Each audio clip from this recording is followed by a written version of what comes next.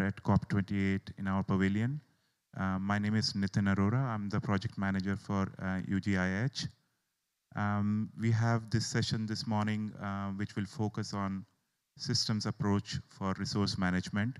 And we have Rebecca Knoll from IRP, who will be moderating who will be moderating this session with panelists who are attending us virtually, as well as some of them are available here in the room. So without any further ado, I'll give the floor to you, Rebecca. Rebecca? Thank you very much. I hope you can hear me okay. My name is Rebecca Knoll, and I'm standing in for Masamba to moderate this session today. We are going to hear about the Global Resources Outlook. It's the flagship report of the International Resource Panel, and it's coming out ahead of the 6th UN Environment Assembly early next year. It's a comprehensive assessment of resource use, its trends, its drivers, environmental impacts, and crucially, solutions. Today, we're going to hear a sneak preview of the findings of this report from IRP co-chair Janez Potočnik, who's joining us online. And his presentation will be followed by a discussion on how the different organizations represented on the panel can act and implement these recommendations. So, without further ado, I'm going to hand over to Janez to give his presentation of Global Resources Outlook key findings. Thanks very much. Thank you, Rebecca. And good morning to everybody. In particular, good morning to Isabella, my good friend, who is representing IRP there. But let me start sharing my screen, and please just tell me if everything is in order. So that should be fine, I guess. Oops,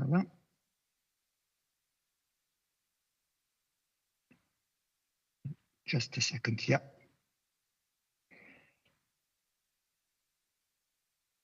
So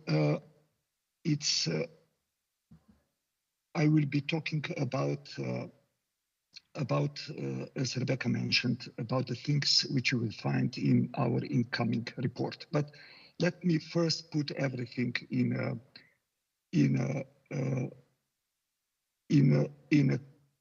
a kind of a context. So we have to understand that for the first time in human history, we are actually the first generation, we face the emergence of a single, tightly coupled human socio-ecological system of planetary scope. So we are more interconnected and interdependent than ever. And which also means that our individual and collective responsibility has enormously increased. We have probably all heard about the donut approach, which is basically saying that the inner part of the circle are basic human needs, which are, of course, expanding, and the outer part of the circle are planetary boundaries. Unfortunately, the recent research, which was just released a month or two ago, it's telling us that currently we are already overshooting 6 out of 9 planetary boundaries. When we were looking which are basically the core reasons, which are the main blind spots that we are where we are, we have identified in the first place the lack of holistic system change approach. So we believe that it's more or less among the public leaders, but also the others, the lack of knowledge and capacity to translate the system change vision into concrete policies and investments, which actually leads to conflicting policy logic and hinder the real transformation. Then lack of going to the drivers and pressures perspective, so to the policy attention to the reasons why we are where we are, and this means lack of focusing on natural resource use, as well as on the market signals which are leading us, consumers and and producers, and finally, lack of demand side focus. So our policy attention, it's mainly given to the supply side, to the cleaning of the existing economic system. And this is leaving important part of the solutions on the demand side, but also important part of the questions which are related to responsibility and equity. I think this is in particular important for the COP which you are attending. All that we have tried to answer in our global resource outlook. So let me briefly go through that. So you know that there are our colleague science policy interfaces like IPCC, IPBES, also WHO in the area of environment and health, who are already publishing their reports. And our report, it's a kind of filling the gap from the unsustainable resource use point. So first, this is not actually from our report, but this is the biomass of animals. And if you look here, these are humans. So we are a relatively small part of the biomass of animals. But if you look to the overall biomass of life, so to plants, proteists, fungi, and so on, we find out that the biomass of animals, it's rather small, but that's not the point which I want to do.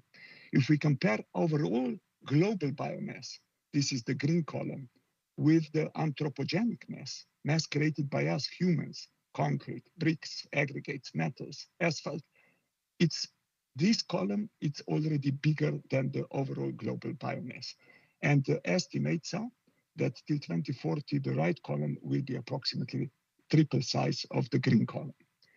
When we talk about natural resources, we talk about biomass, metals, fossil fuels, non-metallic minerals. We call that all together materials. So everything extracted from the earth are materials. And on the top of that, it's about water and land. If we look first to the global material use trends. So global material use has increased between the factor of 3 and factor of 4 in last 50 years. The main reasons are, of course, urbanization, industrialization, but also the population growth. What we can also find that in the share of the non-metallic minerals, it's increasing. The share of metal ores, it's more or less stable, slightly increasing. The share of fossil fuels slightly decreasing, and the share of biomass, it's actually decreasing a lot. That doesn't mean that in real terms it's not increasing, but as a share, it's decreasing. And it's quite logical because non-metallic minerals are the most important part of urbanization and industrialization. When we look to the material footprint on the left-hand side, you see the net effect. It's really interesting to see how this is basically different in different parts of the world. If we look first Europe and North America, we can see that in the last 20 years, the net effect of material footprint is practically neutral.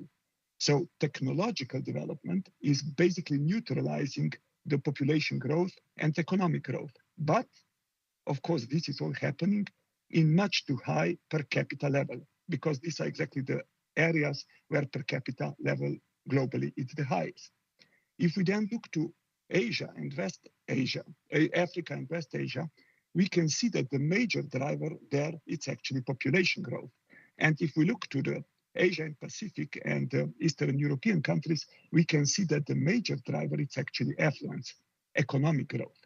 So all in all, the total, if we translate that to the world story, we see that the effect of technology is rather minor, and that the overall effect of economic, it's approximately 2/3 comparing to the population growth, which is 1/3. But as mentioned before, the regional stories are very much different.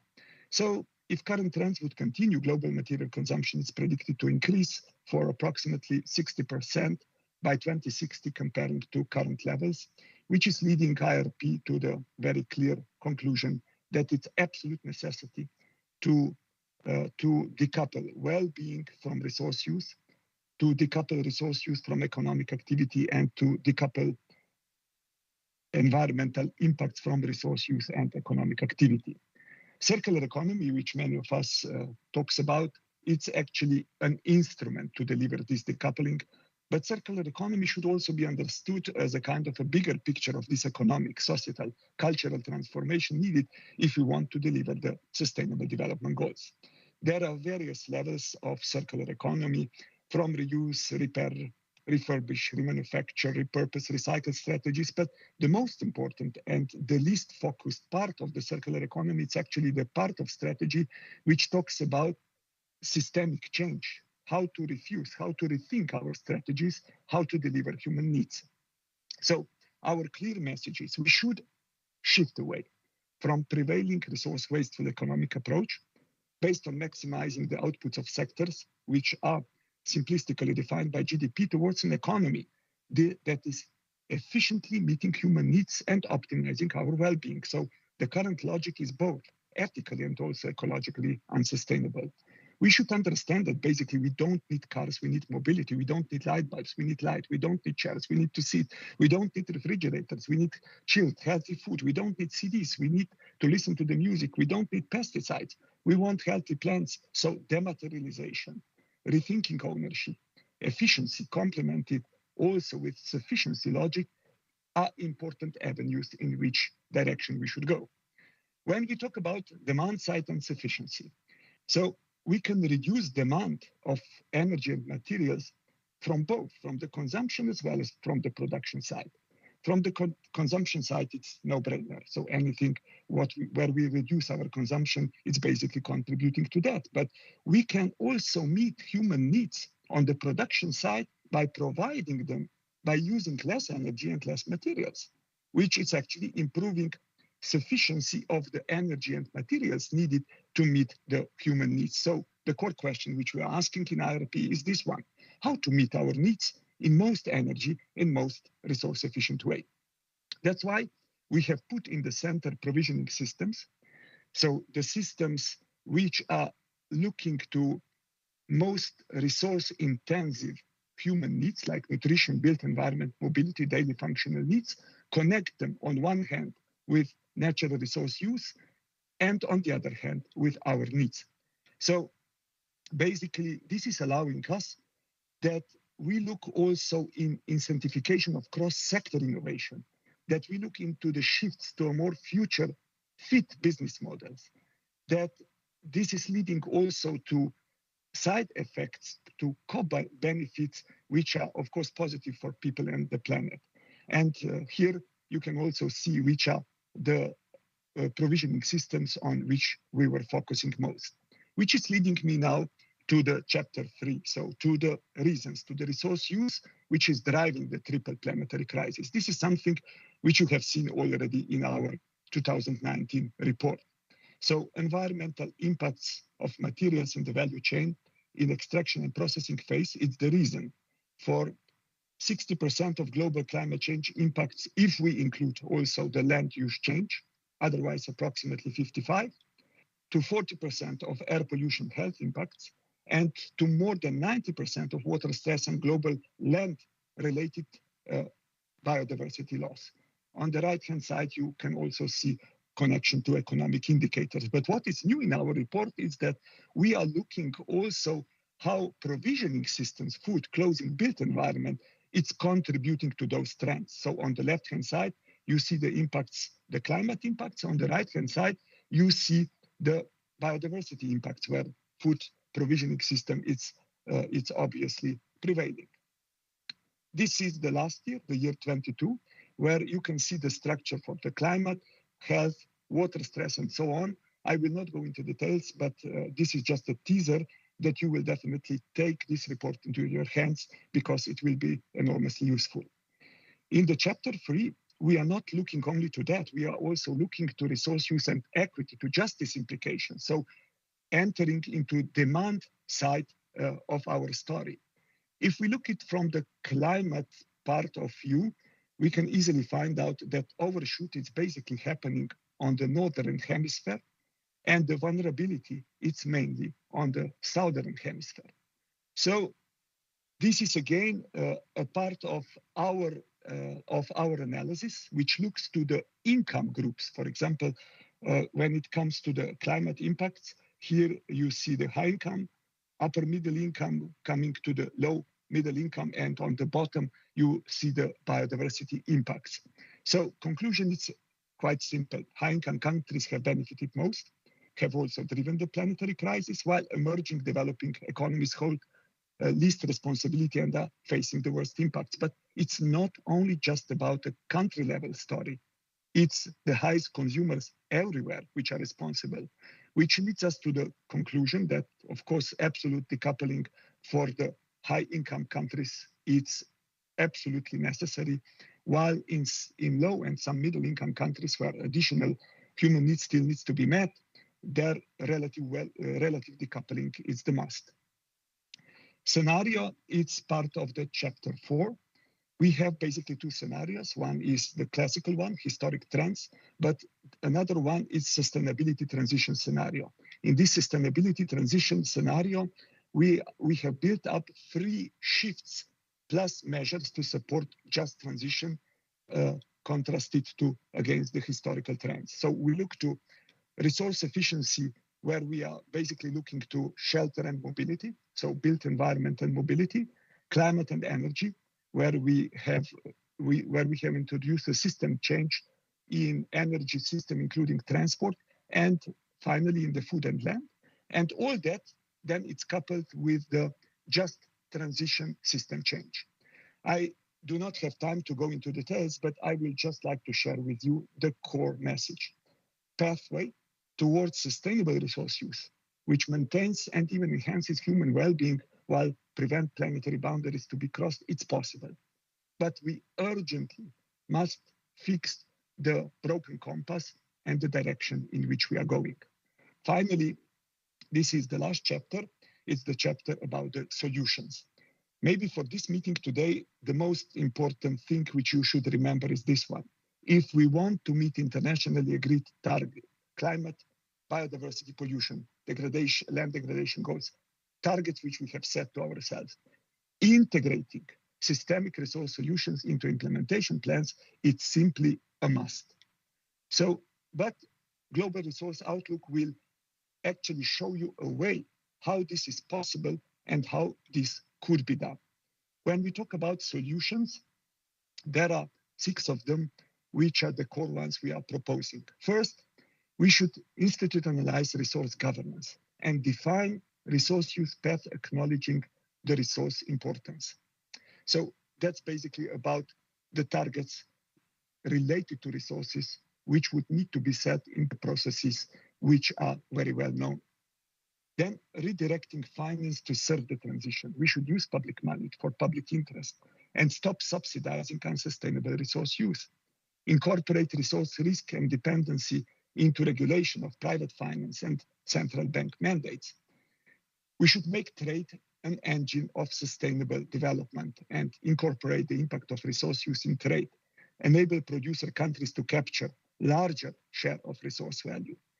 We should create low carbon, clean, circular business models, which means reorganizing production to use less energy and resources, invest and monitor effectiveness of circular business models, extending everything as a service, extended producer ownership logic. We should mainstream sustainable production and consumption choices. So market signals which we are sending to producers and consumers should be corrected. We should use tax systems, public procurement, and avoid the rebound effect, which is pretty much a serious problem. And finally, we should definitely focus attention on the most resource-intensive provisioning systems. Why? Because they are those which are the major reasons why we are where we are in climate change and also with other problems. To conclude, science is clear. Ladies and gentlemen, the world has changed. From the limits to growth, which were released in 1972 by the Club of Rome, when the population, by the way, was 3.8 billion, we have moved to more than 9 billion, 8 billion, sorry. So we have moved from the limits to growth to the growth of limits. And if we want that our future would be sustainable, some basic shifts would be needed. First, we should shift from humans being in function of economic success to development and development to an economy which would be in function of delivering our human needs, so setting the order right. Second, we should move from an economy which is actually considering humans as external and superior to nature to an economy acknowledging that we are embedded and part of nature. Destroying nature is destroying ourselves. Third, We should move from extraction-based production to a creation-based production. We should stop stimulating extraction-based economic success and rather reward responsible, innovative, creating ways of meeting human needs. And finally, we should move from an egoistic, short-term based interest governance structures and logic to cooperation and sharing sovereignty. We must improve our collective resilience. We need a kind of convincing intergenerational agreement, making peace with nature and with future generations. Some are saying that this is not in the interest of business, but let us look to the World Economic Forum 10 top risks which were released this year. They are based on the perception, on the global risk perception survey done between the business leaders. In 10 years, you would find on the first place, future to mitigate climate change. On the second, future to climate change adoption. On the third, natural disasters and extreme weather events. On the fourth, biodiversity loss and ecosystem collapse. On the sixth, natural resource crisis. So it's getting green and taking short-term painkillers to remove the acute pains which we are having in acute crisis will not heal chronic diseases or chronic crises in which we are trapped. Rather, it will hide them, make them worse. The transformation we are talking about, it's not only environmental sustainability. Access and use of natural resources have been in human history always closely related to the level of achieved well-being of nations, but also to stability, security, conflicts, and wars. And the whole history of, let me call it, colonialization of nature, it's of course also central to fairness and equity. So changing our relationship with the rest of nature, it's ultimately an economic, equity, security imperative to strengthen our collective resilience. And it will be resolved either with immediate collective wisdom, effort, cooperation, or in a hard and very painful way. Unfortunately, there is no third way. The future will be green, or there will be no future. A wise man has once said, the world has enough for everyone's need, but unfortunately, not enough for everyone's greed. Thank you for your attention.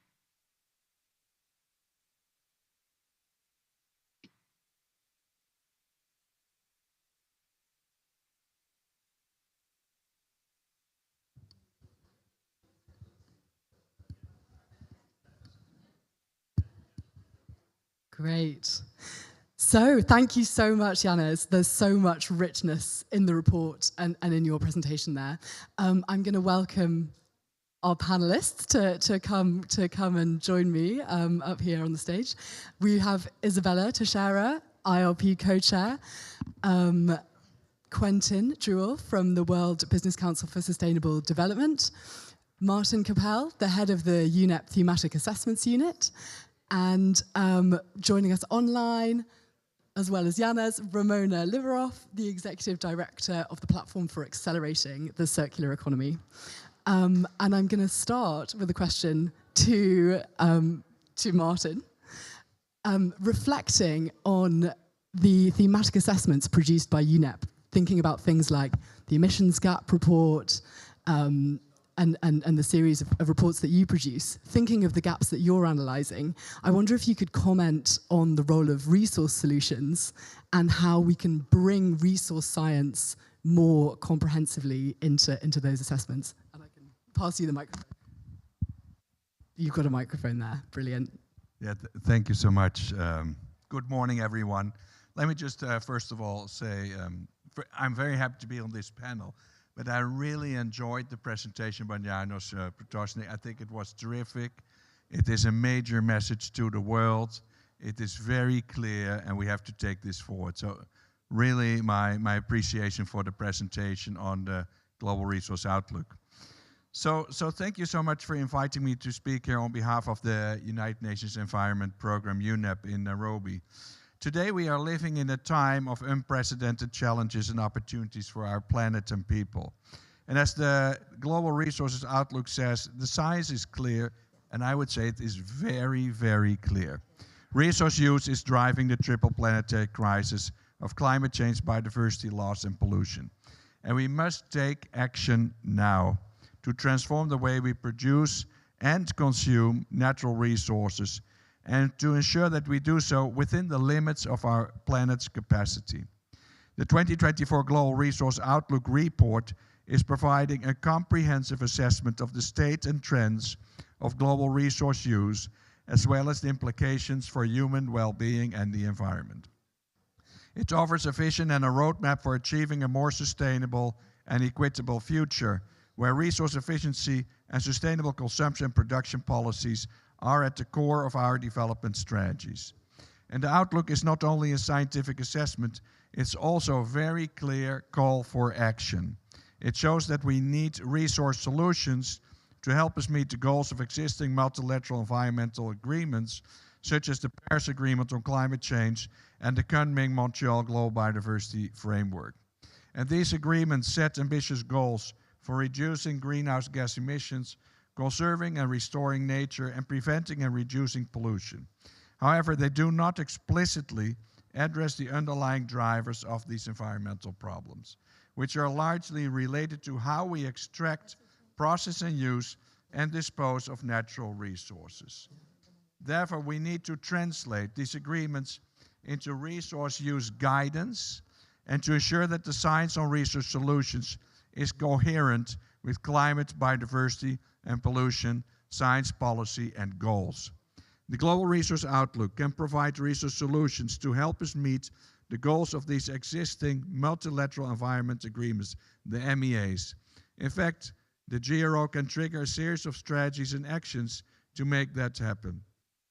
And please let me share a few of those with you here today.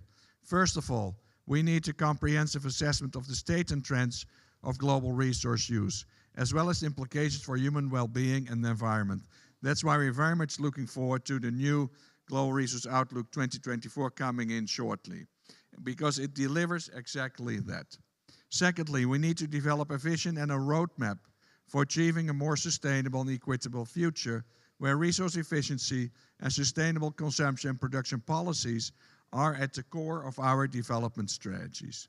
Then in the third place, there should be a set of indicators and scenarios that can help us measure and project the environmental impacts of resource use and to assess the potential benefits of resource use efficiency and sustainable consumption and production policies.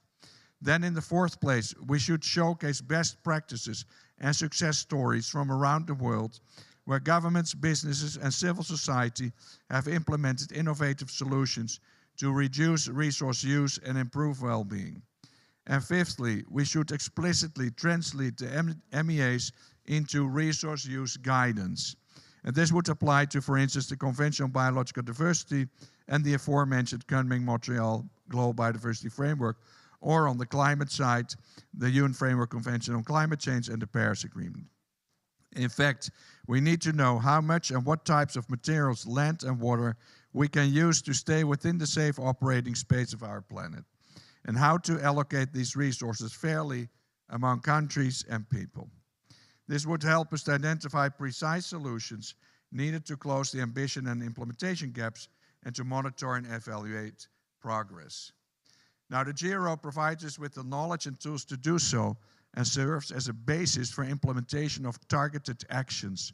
It presents a set of indicators and scenarios that can help us measure and project the environmental impacts of resource use and to assess the potential benefits of resource efficiency and sustainable consumption and production policies. The Outlook is a valuable resource for all of us who care about the future of our planet and its people. It invites us to rethink our relationship with nature and to act together to achieve the Sustainable Development Goals in the 2030 Agenda. Let me give you one example in this regard from the UNEP side. Yesterday, we launched a report here at the COP in Dubai, a report called What is Cooking? It is an assessment of the potential impact of select novel alternatives to conventional animal products. And it is reporting that life cycle assessments for cultivated meat foresee drastic reductions in land use by 97 to 99% per kilogram of beef, 60 to 90% per kilogram of pork, and 43 to 98% per kilogram for chicken. because this is looking into novel plant-based meats, cultivated meat from animal cells, and protein-rich products derived through rapid fermentation by microorganisms. This is just one example of how you can make better use of your resources instead of just extracting from the land and actually destroying the land resource that we have. With that, I would like to close my comments for this moment and appreciate the opportunity to be here. Back to you, Chair. Brilliant. Thank you so much, Martin. It's fantastic to have your perspective and look forward to continuing to work with you and your team as the Global Resources Outlook launches. So next, I'm actually going to turn to Ramona, our online panelist. And Ramona, as the Executive Director of PACE, I was wondering if you could comment on the work that PACE is doing to accelerate circular economy globally, in particular, identifying the most impactful leverage points and bringing different actors from different kinds of sector and organization together. Over to you. Thank you very much, Rebecca. And thank you so much, both to Janusz and to Martin, for laying out the groundwork for our work. All of PACE's work is grounded in the best science available and the knowledge that we need to change urgently. But I think we're also aware of what prevents change in a world that was designed for linear overconsumption and overproduction. Just to give you a little bit of a sense of that, most of the things we currently call circular economy efforts are actually supply side or waste management. They are focused on the consequences of a system that encourages overproduction that then leaves the world with a nasty problem of how to tidy up that. PACE's work is very different. We use an approach called system acupuncture, which takes inspiration from these crucial provisioning systems, but then looks deep within them to say, in a specific geography or a specific industry value chain, where can we actually intervene? And if a circular economy were to be implemented at scale, where would there be significant benefits for people, for climate, and for nature?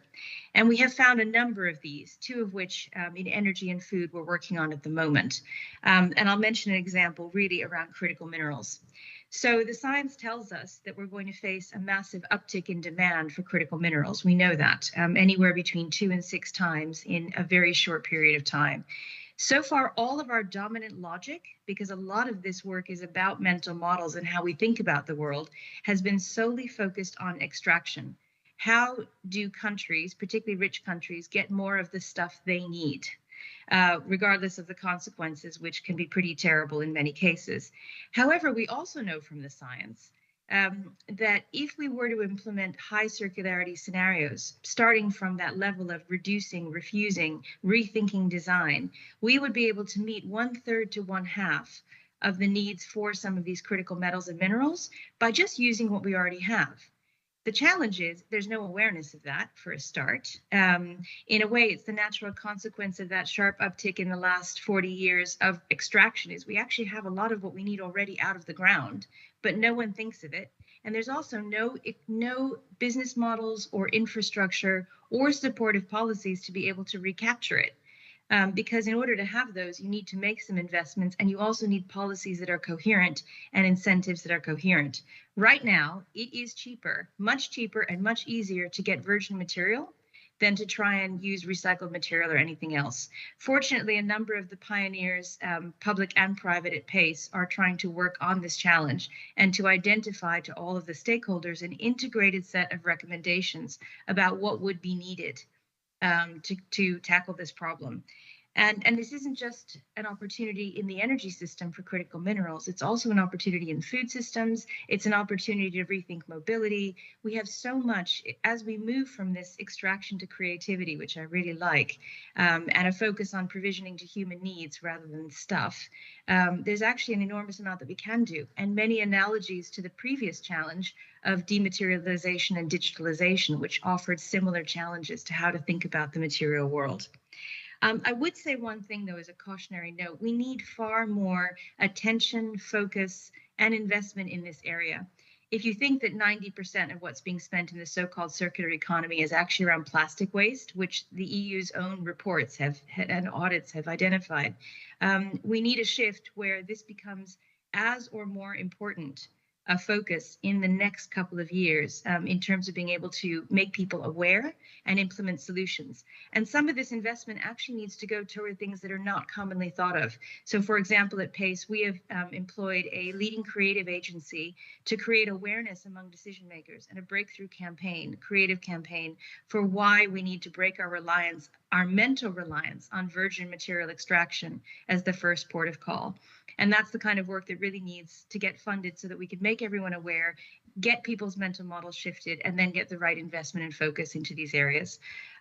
So thank you very much for providing us with the scientific and the policy basis to get that moving. Back to you, Chair. Thank you. Amazing. Thank you so much, Ramona. Great to hear about the fantastic work that PACE is doing. And I wonder if now we can turn link to what Ramona has been talking about to the business perspective. And Quentin, you're Director of Products and Circularity Pathways at WBCSD. And I wonder if you could give your perspective on the work that WBCSD is doing to accelerate circular economy globally. And if you want to share yeah, a couple of slides, great. we can move to yeah, that. If you can bring up the slides. Yeah, fantastic. Yeah. Great. Thank you. So thank you, Rebecca. Thank you, Martin. Thank you, Yanis and Ramona for setting the scene. As you rightly said, Rebecca, I lead one of our 5 imperative areas at the WBCSD on circular products and materials.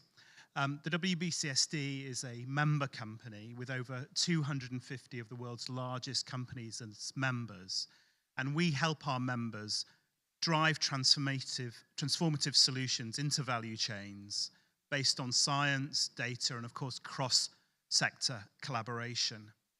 And we recognize that businesses will be galvanized to action through building trust and recognition and being held accountable for their performance. That's the way sustainability gets done in the business sector.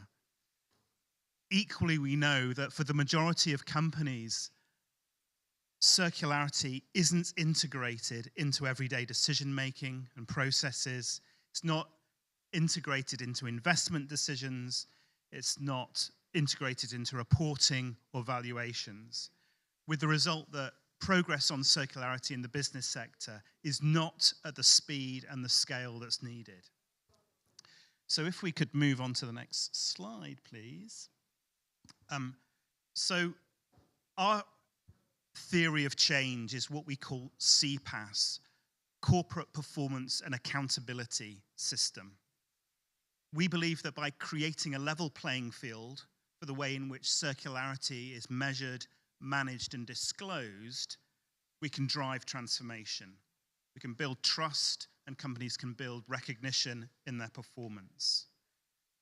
This will allow stakeholders and investors to make risk-adjusted decisions about where to place their money, and these financial flows will provide the fuel for transformative innovation, closing the virtuous circle into better performance. So what do we mean by a performance and accountability system for circularity? Well, there are 4 key elements. The first element is assessment, having the right data and the right methodologies to assess performance, to know where you are. Secondly, of course, and this touches very closely into what Janice was telling us earlier, ambition. What are the right targets? What's the right level of attainment that is defined by science that will get us to where we want to be by 2050 or sooner? Is it 10% circularity? Is it 50% circularity? Is it 100% circularity? Then, of course, moving to action. What are the transition roadmaps for different sectors and different geographies? Do different sectors have different opportunities and challenges? And what works in the global south may not work in the global north. So we need to be very clear on that. Then the final and 4th part of the framework is accountability. What information needs to be disclosed to stakeholders to enable those comparisons to be made? What's the least amount of the most important information that needs to be communicated? What's material and what's not? And as you can already appreciate, when we're talking about circularity, there's a lot of gaps in that framework. There's no consistency in what is meant by circular and many of the claims that is made. And that's why, together with the UNEP's One Planet Network and our champion members, we're working on a global circularity protocol at the WBCSD that will provide that common framework for measuring, managing, and disclosing performance. If we can go on to the next slide, that would be great. It's like the greenhouse gas protocol, but for materials. It creates a comparable way for business to set targets and to measure progress. It was launched, the Global Circularity Protocol was launched in New York at Climate Week, and Isabella kindly helped us launch that to a packed room, and we're in the process of now building action. We are looking towards launching version 1 of the Global Circularity Protocol by COP30 in Belém. So obviously we've got a lot of work to do between now and then. So building our cohorts of support, but hopefully by building this Global Circularity Protocol, we will create the mechanism for businesses to be able to take action and drive forward on circularity. Amazing. Thank you so much. It's great to hear about the Global Circularity Protocol, and I'm really looking forward to seeing it develop. And I'm now going to turn to Isabella, our ILP co-chair, to reflect on what we've heard. And I think it would be brilliant if you could comment on the implications of the global resource outlook for multilateralism and resource governance as we look to the future. Thank you very much, Rebecca. Hi, Yanis. Nice to see you, even virtually. Congratulations, because you are a grandpa now, so the future is today for him, okay? And for us, of course. Thank you very much for joining us today. Thank you very much for this session, and also for Nine Nation Climate Hub Innovation embrace us and host us. Look, I have been the last 8 days, 10 days. It's impressive how the debates are coming, and how we need, in my personal opinion, not as a co-chair, to understand that to have a world that's coming to phasing out of some things, and we need to phasing up, okay, good solutions. It's different. It's not raising up. It's phasing up. It's a process that we're looking for to replace things, to change things. And of course, that need, as you mentioned here, a balanced or a strategic process to bring together global north, south, global south, west, and non-Western countries. As Yanis mentioned, the world changed.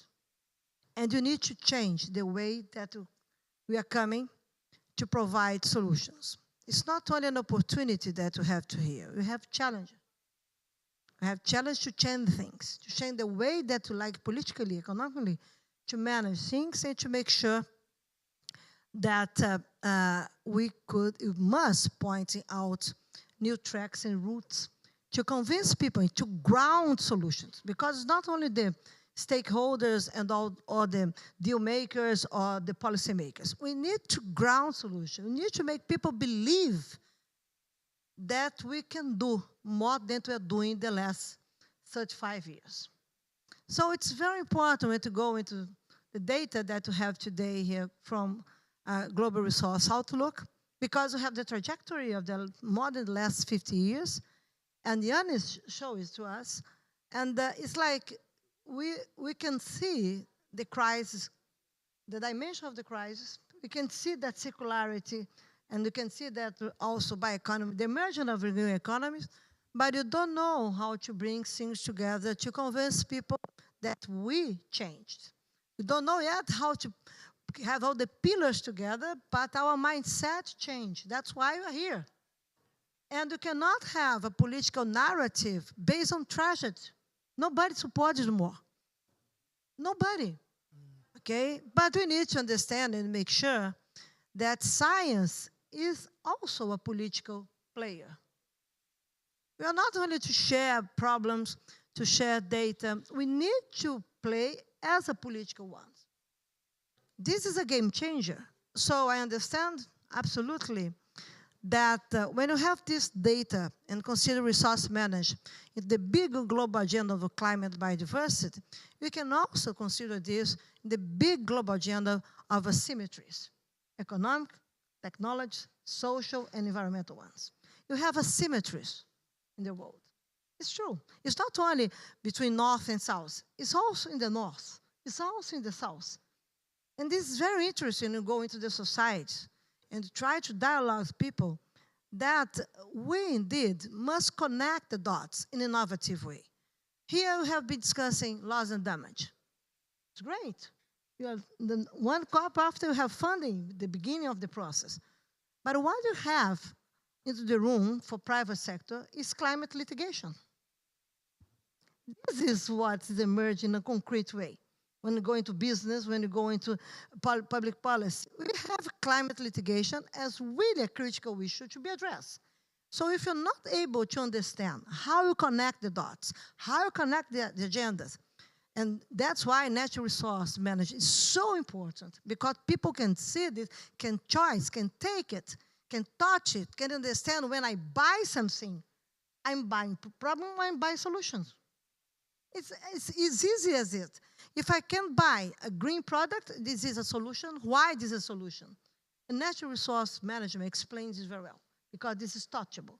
I am sure that you never met a carbon, but I'm sure that I'm convinced that you met in your life iron, okay, lithium, etc. You know what it is. You know, as Janus proposed to us or showed to us, materials. The clear understanding about materials and new materials to do, for example, house capping in the developing world. This is a concrete way to convince people, not only rich people, poor people, everyone, that we can be a solution providers if you have new lens to approach nature. If I ask people here in this room or around in the virtual world where nature is, probably you'll see, look, you have a picture green there, you have a plant there, but I have nature here.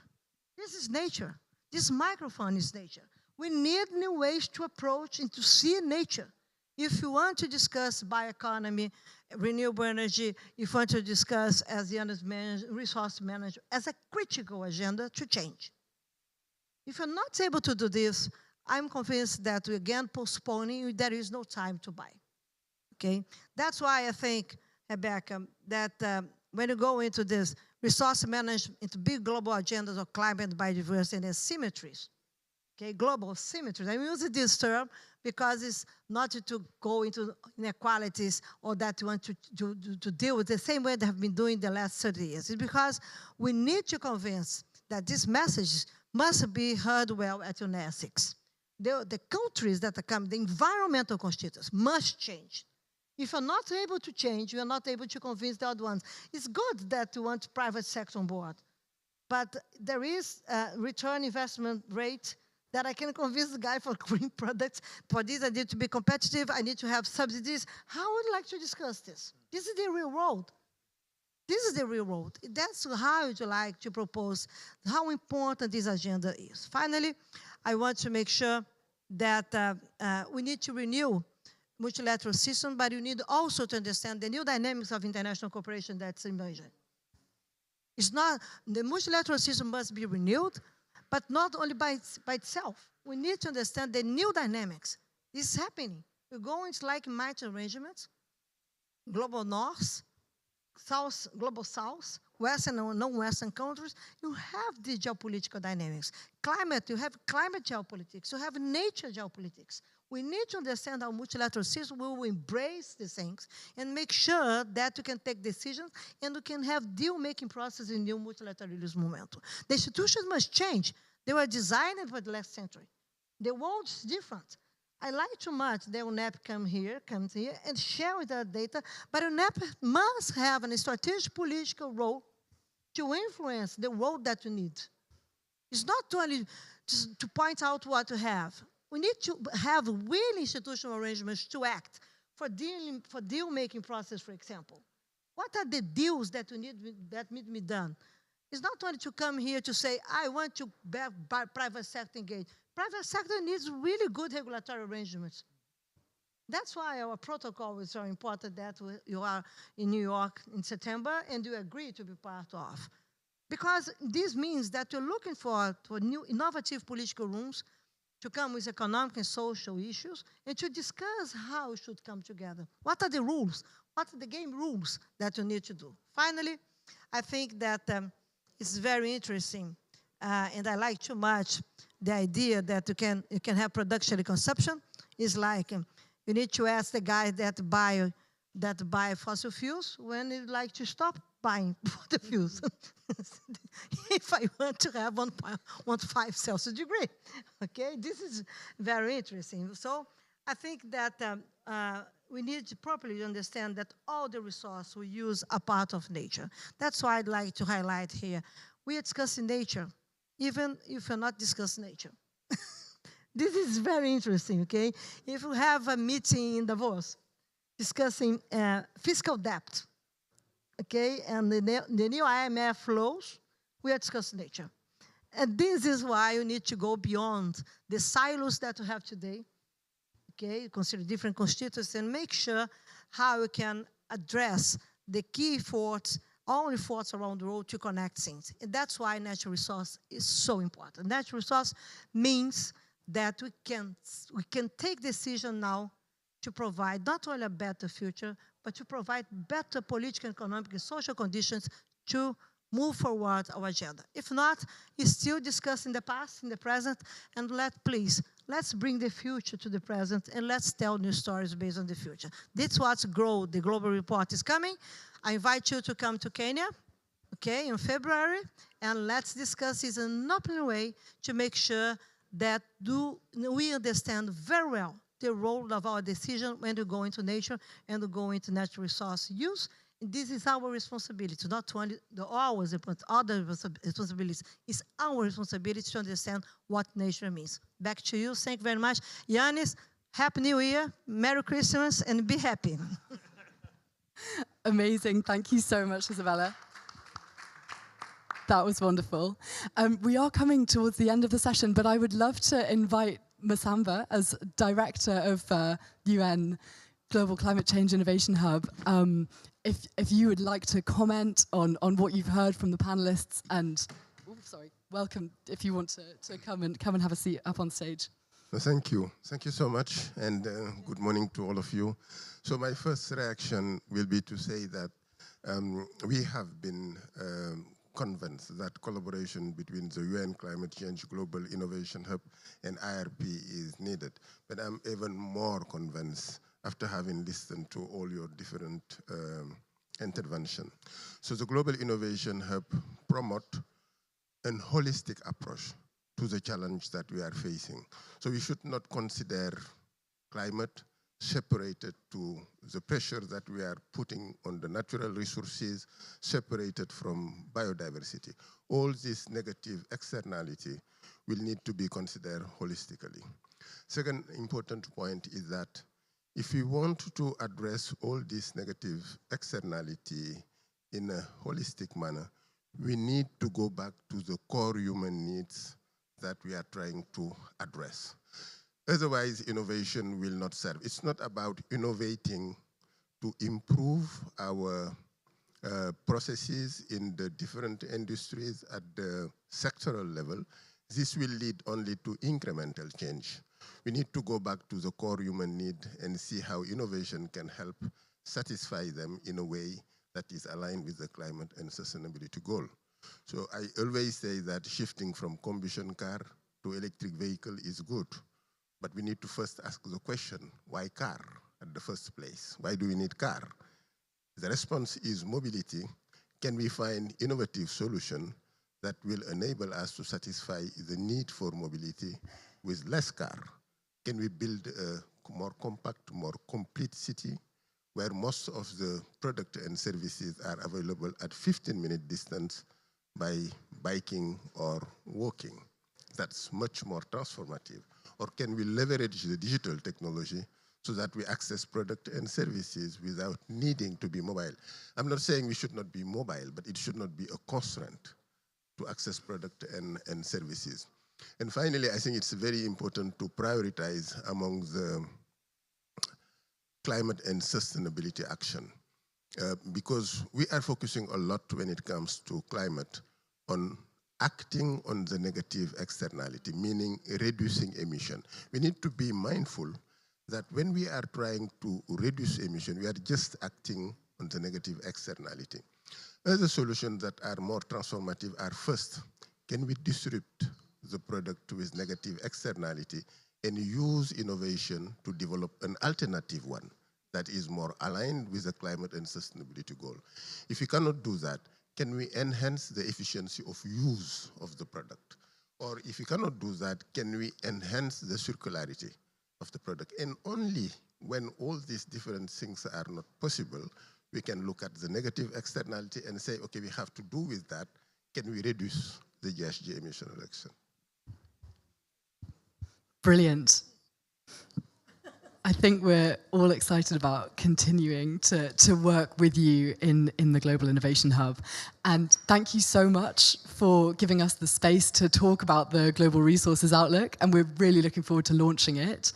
Thank you to everyone who's joined us here in the room, and thanks to all of the people who are watching online.